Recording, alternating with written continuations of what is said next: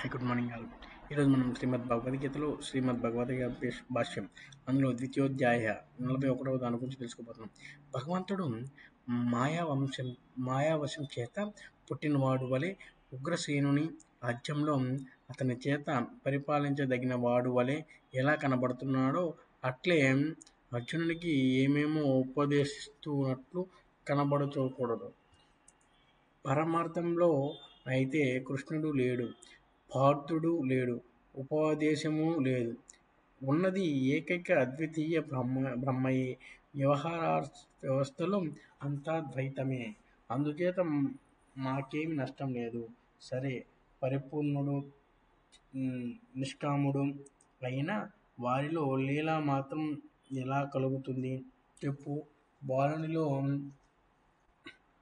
కలిగినట్లు అని చెప్పడానికి వీలు లేదు. బాలుడు అజ్ఞానవంతుడు, కోరికలు ఉన్నవాడు. అందుచేత అతనిని దృష్టాంతంగా చెప్పకూడదు. రాజు బంతి ఆడుకున్నట్లు అని కూడా చెప్పడం కుదరదు. వానికి కూడా దానిలో కందుక క్రీడలో సుఖాభిలాష చేతనే ప్రవృత్తి కనబడుతున్నది. లోకానుగ్రహం కోసం అని కూడా చెప్పడం కుదరదు.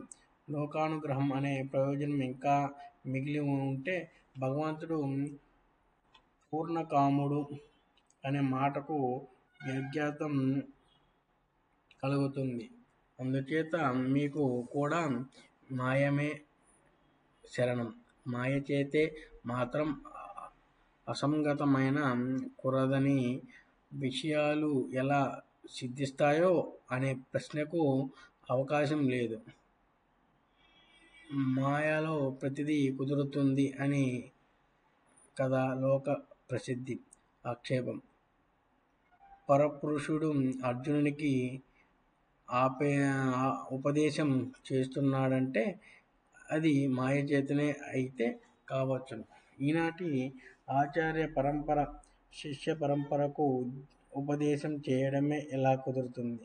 ఆచార్యునికి ద్వైతం కనబడితే అతడు విద్వాంసుడని, జ్ఞాని అని చెప్పడం కుదరదు. ద్వైతం కనబడకపోతే మాట్లాడడం ఉండదు అన్నట్లయితే సమాధానం అట్లు కాదు. గురువు ఆత్మతత్వాన్ని సాక్షాత్కరించుకున్నాడు కూడా. దేహం ఉన్నంత వరకు బాధితమైన అధ్యాస ఇదంతా అసత్యమే అని జ్ఞానం చేత అధ్యాస సంబంధించినదని కూడా అది అనువరిస్తూనే ఉంటుంది గాన వ్యవహారానికి లోపం ఉండదు. ఆత్మ దేహం కంటే భిన్నమైనది అని తెలిసి కూడా నేను మనుష్యుడనే, నేను వైష్ణవుడును, నేను రామానుజుడు అని నువ్వు ఎలా అంటున్నావో అదే విధంగా మాకు మాత్రం ఎందుకు కాకూడదు? బంధించబడిన భేద జ్ఞానం అనువర్తించినా కూడా అది ఉపదేశాది ప్రవృత్తులకు హేతువు కాకూడదు అనడానికి వీలు లేదు. ఆత్మజ్ఞానం చేత బాధితమైన తరువాత కూడా అనువరిస్తున్న దేహాత్మ భ్రమ దేహమే ఆత్మ అనే భ్రమ వల్ల భోజనాది కార్యంలో ప్రవృత్తి కనబడుతున్నది కదా.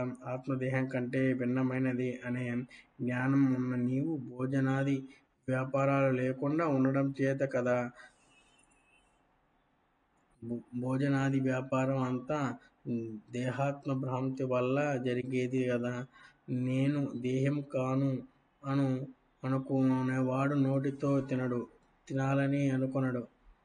బింబమైన ఈశ్వరుడు తన ప్రతిబింబమైన అర్జునునికి తత్వం ఎలా ఉపదేశిస్తాడో ఉన్మత్తుడు కాని వాడెవడు కూడా అద్దంలో ఉన్న తన ప్రతిబింబానికి ఏమీ ఉపదేశించడు.